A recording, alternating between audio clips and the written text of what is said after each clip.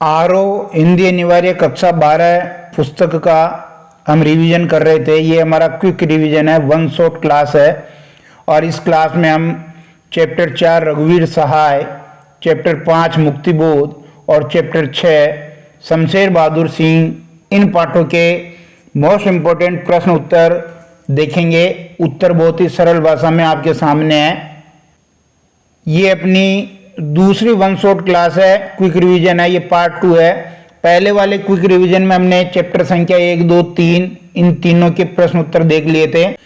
यदि आप पहली बार हमारे YouTube चैनल से जुड़े हैं तो इसको सब्सक्राइब जरूर कर लें, क्योंकि क्विक रिवीजन संपूर्ण आरोह और वितान पुस्तक का करवाया जाएगा। व्याकरण भाग भी हमने करवा दिया है।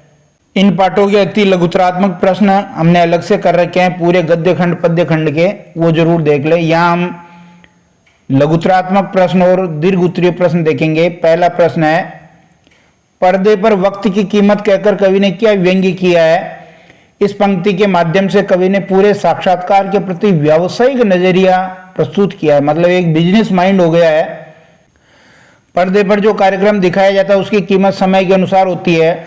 दूरदर्शन व कार्यक्रम संचालक को जनता के हित या पीड़ा से कोई मतलब नहीं होता। वे अपने कार्यक्रम को कम से कम समय में लोकप्रिय बनाना चाहते हैं। अपंग की पीड़ा को कम करने के बजाय अधिक करके दिखाया जाता है, ताकि करुणा को नगदी में बदला जाए, रोकड़े में, केस में। संचालकों की सहानुभूति भी बनावटी होती है। कवि कहना चाहता है कि मीडिया के लोग मानवीय संवेदना और करुणा का सौदा यानी व्यापार करना चाहते हैं। वे चाहते हैं कि अपंग व्यक्ति के साथ साथ दर्शक भी रोने लगे, ताकि उनकी सहानुभूति अर्जित हो सके। टीआरपी के लिए ये लोग सीमा लांघ जाते हैं। दूसरा प्रश्न देखिए, यह अवसर खो देंगे पंक्ति से क्या आशय है? यह अवसर से आशय टीआरपी बढ़ाने का अवसर, दर्शकों की सहानुभूति अर्जित करने का अवसर आदि से है। यानी जो उस विकलांग व्यक्ति का, अपाहिज व्यक्ति का इंटरव्यू लिया जा रहा है, वो इसलिए लिया जा रहा है कि एक सामाजिक कार्यक्रम के नाम पर वो व्यावसायिकता कर सकें, टीआरपी बढ़ा सकें, दर्शकों की सहानुभूति अर्जित कर सकें। प्रश्नकर्ता विकलांग व्यक्ति से तरह तरह के प्रश्न करता है। ये उससे पूछता है कि आपको अपाहिज होकर कैसा लगता है? ऐसे प्रश्नों के उत्तर प्रश्नकर्ता को तुरंत चाहिए। ये दिव्यांग के लिए सुनहरा अवसर है कि वह अपनी पीड़ा को समाज के समक्ष व्यक्त करे। ऐसा करने से उसे लोगों की सहानुभूति व सहायता मिल सकती है। यह पंक्ति मीडिया की कार्यशैली व व्यापारिक मानसिकता पर करारा व्यंग्य है। तीसरा प्रश्न देखिए, हम समर्थ शक्तिवान और हम एक दुर्बल को लाएंगे, इस पंक्ति के माध्यम से कवि ने क्या व्यंग्य किया है? या फिर इस प्रश्न को ऐसे भी पूछा जा सकता है कि हम समर्थ शक्तिवान पंक्ति के माध्यम से कवि क्या कहना चाहता है। दोनों प्रश्न एक ही, उत्तर यही लिखेंगे। हम समर्थ शक्तिवान पंक्ति के माध्यम से मीडिया की ताकत व कार्यक्रम संचालकों की मानसिकता का पता चलता है। चैनल के मुनाफे के लिए संचालक किसी की भी करुणा को बेच सकते हैं। कार्यक्रम का निर्माण व प्रस्तुति संचालकों की मर्जी से होता है। हम एक दुर्बल को लाएंगे पंक्ति में लाचारी का भाव है। किसका भाव है? लाचारी का। मीडिया के सामने आने वाला व्यक्ति कमजोर होता है। मीडिया के अटपटे प्रश्नों से संतुलित व्यक्ति भी विचलित हो जाता है। अपंग या कमजोर व्यक्ति तो रोने लगता है। यह सब कुछ उसे कार्यक्रम संचालक की इच्छा के अनुसार करना पड़ता है। ये इतने शक्तिशाली होते हैं कि किसी बेबस व्यक्ति की करुणा को पर्दे पर दिखाकर पैसा कमाते हैं। इसके बाद देखिए, अगला प्रश्न था अपना कि कैमरे में बंद अपाहिज कविता का मूल उद्देश्य क्या है? कैमरे में बंद अपाहिज कविता रघुवीर सहाय के लोग भूल गए काव्य संग्रह से ली गई है। इस कविता में कवि ने शारीरिक चुनौती को झेल रहे व्यक्ति की पीड़ा के साथ साथ दूर संचार माध्यमों के चरित्र को उजागर किया। ये अपने टीआरपी बढ़ाने के लिए शारीरिक विकलांग व्यक्ति से तरह तरह के सवाल पूछकर दर्शकों की संवेदनाओं के साथ खेलते हैं, इमोशंस के साथ खिलवाड़ करते हैं।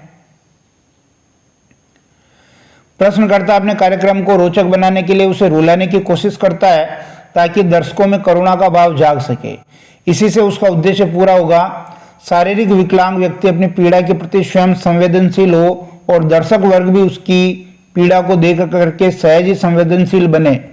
परंतु आज विडंबना यह है कि जब पीड़ा को पर्दे पर उभारने का प्रयास किया जाता है तो कारोबारी दबाव के तहत प्रस्तुतकर्ता का रवैया संवेदनहीन हो जाता है। यह कविता टेलीविजन स्टूडियो के भीतर की दुनिया को समाज के सामने प्रकट करती है। यह कविता हर उन व्यक्तियों की तरफ इशारा करती है जो दुख, दर्द, यातना, वेदना आदि को बेचना चाहते हैं। करुणा को नकदी में बदलने के लिए वे अपंग की पीड़ा को बढ़ा चढ़ाकर इस तरह दिखाते हैं कि लोगों की सहानुभूति व सहायता उन्हें मिल सके। रघुवीर साय ने समाज की विडंबनाओं को अपनी कविताओं में स्थान दिया है।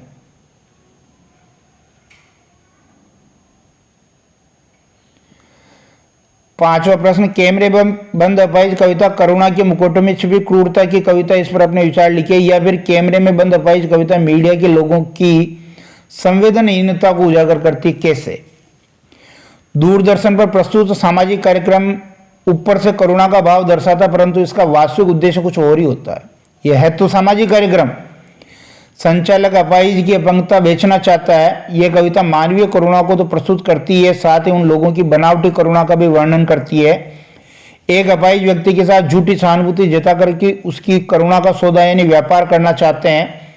एक अपाहिज की करुणा को पैसे के लिए टीवी पर दर्शाना वास्तव में क्रूरता की चरम सीमा है। बार बार उससे ऐसे प्रश्न किए जा रहे हैं कि बेचारे को दुखी दिया जा रहा है।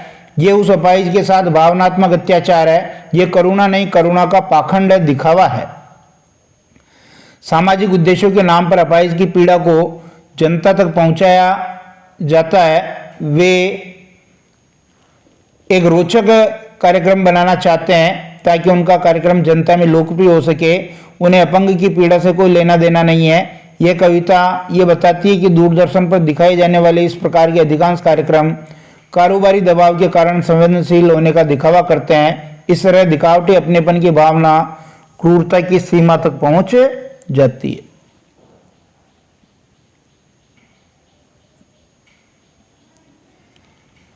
कवि ने गरीबी को गर्बीली क्यों कहा है? कवि ने गरीब होते हुए भी स्वाभिमान का परिचय दिया। उसे अपनी गरीबी से हीनता या ग्लानि की अनुभूति नहीं होती। गरीबी में वह स्वयं पर गर्व करता है। गरीबी के कारण ही उसे जीवन के नए अनुभव मिलते हैं। लोगों का गरीबी के प्रति नकारात्मक दृष्टिकोण हो जाता है, लेकिन कवि ने यहाँ गर्बीली विशेषण द्वारा गरीबी का मान सम्मान बढ़ाया है। गरीबी में व्यक्ति बहुत कुछ सीखता है, इसलिए गरीबी पर उसको गर्व होता है। गरीबी में प्राय मनुष्य जो हताश, निराश और दुखी होकर के अपना धैर्य खो बैठता है। कवि ने गरीबी को आत्मसम्मान दिया है। कवि को क्या सहर्ष स्वीकार है और क्यों? कवि ने अपने सुख दुख की अनुभूतियों, गर्बीली गरीबी, जीवन के खट्टे मीठे अनुभव, प्रेमिका का प्रेम, व्यक्तित्व की दृढ़ता, प्रौढ़ विचार, नूतन प्रेम की जो भावनाएं हैं, उनके विचार आदि को सहर्ष स्वीकार किया है। और ये सब कवि को इसलिए स्वीकार है क्योंकि कवि के प्रियतमा को भी ये सब प्यारा है।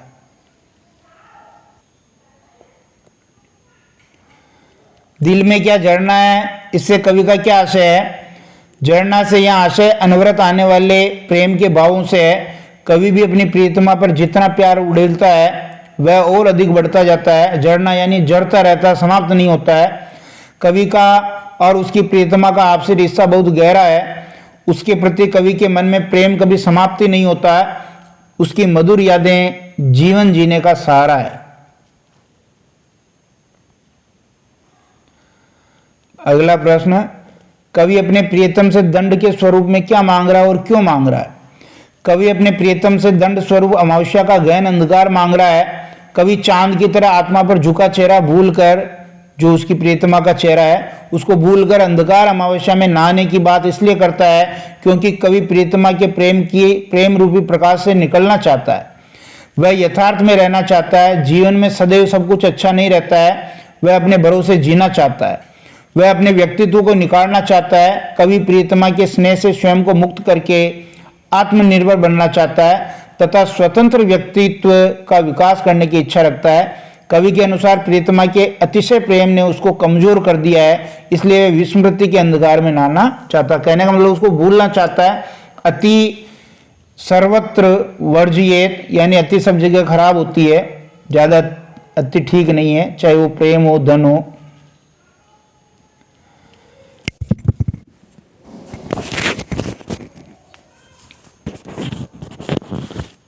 बहलाती सहलाती आत्मीयता बर्दाश्त नहीं होती और कविता के शीर्षक सहर्ष स्वीकारा में आप कैसे अंतर्विरोध पाते हैं? इन दोनों में अंतर्विरोध है। कविता के प्रारंभ में कवि जीवन के हर सुख दुख को सहर्ष स्वीकार करता है क्योंकि ये सब उसकी प्रीतमा को प्यारा है। हर घटना हर परिणाम को प्रिया की देन मानता है। दूसरी तरफ वह प्रिया की आत्मीयता उसके प्रेम को बर्दाश्त नहीं कर पा रहा है।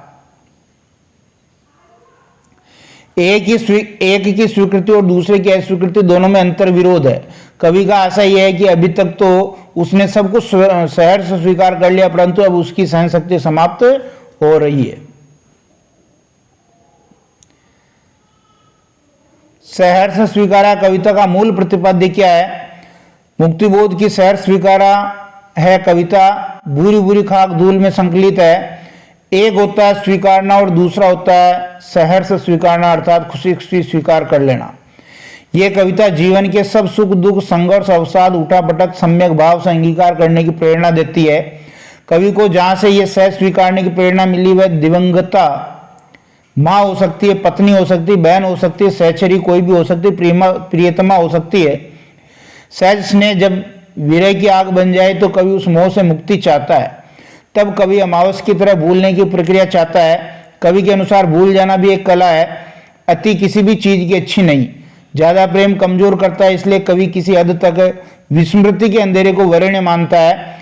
आदमी हरदम सब कुछ याद करता चले तो जीना ही मुश्किल हो जाए। भूलना दंड सही, फिर भी पुरस्कार मान करके ग्रहण करना चाहिए। कवि पाताली अंधेरे की गुहाओं के विवरों में धुएं के बादलों में लापता होने की कामना क्यों करता है?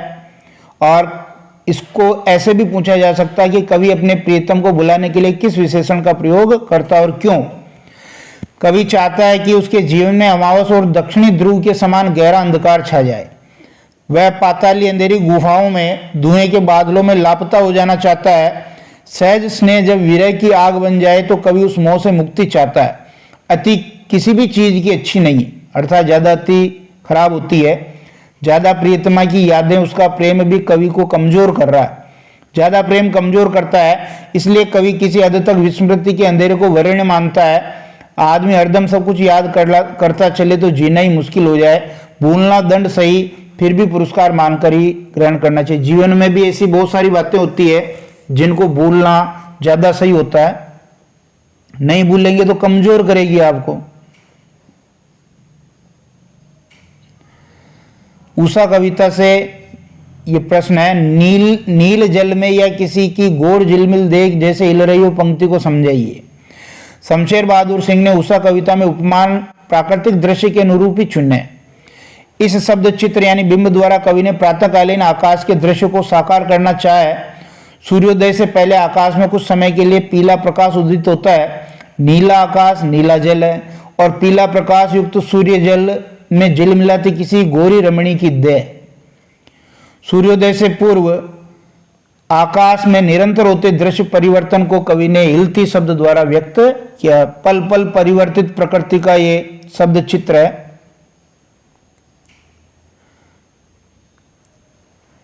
कवि ने भोर के आसमान की तुलना किस किस से की है, या फिर इस प्रश्न को ऐसे भी पूछा जा सकता है कि कवि ने उषा कविता में किन किन बिंबों का प्रयोग किया है। तो राख से लिपा हुआ गीला चौका, केसर से धुली काली सील, लाल खड़िया चौक मली हुई स्लेट, नीला शंख जैसा भोर का आकाश और नील जल में झिलमिल करती किसी की गोरी देह।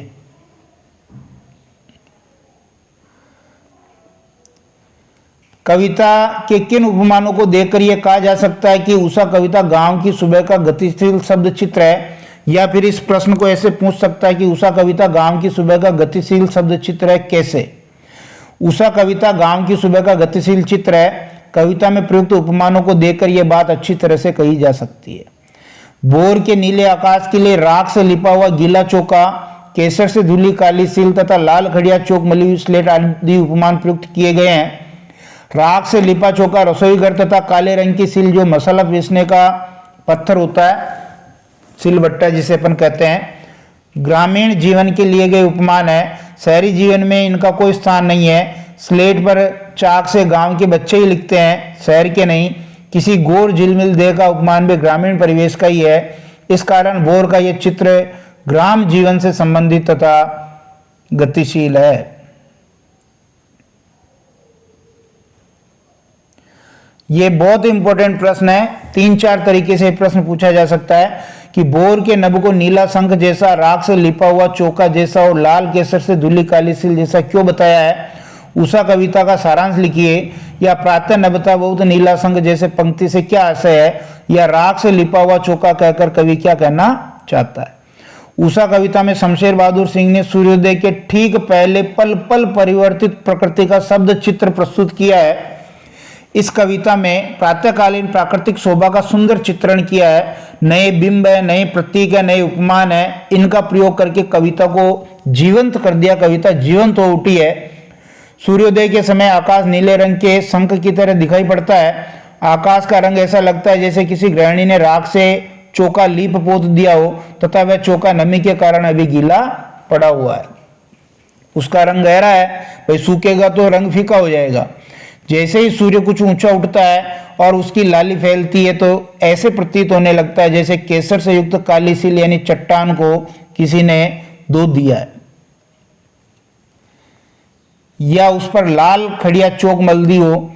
नीले आकाश में सूर्य ऐसे शोभा देने लगता है जैसे कोई सुंदरी नीले जल से बाहर आती हुई रह रहकर अपने गोरेपन की हवा बिखेर रही हो। अतः सूर्योदय के साथ उषा के जादू का प्रभाव समाप्त हो जाता है। कवि सूर्योदय के साथ एक जीवंत परिवेश की कल्पना करता है जो गांव की सुबह से जुड़ता है। वहां सिल है, राख से लिपा हुआ चौका है, स्लेट की कालीमा पर चाक से रंग मलते अदृश्य बच्चों के नन्हे हाथ हैं। यह एक ऐसे दिन की शुरुआत है जहाँ रंग है, गति है और भविष्य की उजास है और है हर कालीमा को चीर कर आने का एहसास कराती उषा। ये एक सकारात्मकता है, ये आशा का भाव जगाती कविता है क्योंकि अंधकार के बाद उषा आती है। दिन से पहले का ये काम है। इस प्रकार कवि ने हमारे दैनिक जीवन में प्रयुक्त होने वाले दृश्यों उपमानों का प्रयोग करके जीवंत चित्र प्रस्तुत किया है और प्रकृति की गति को शब्दों में बांधने की कोशिश की है। धन्यवाद।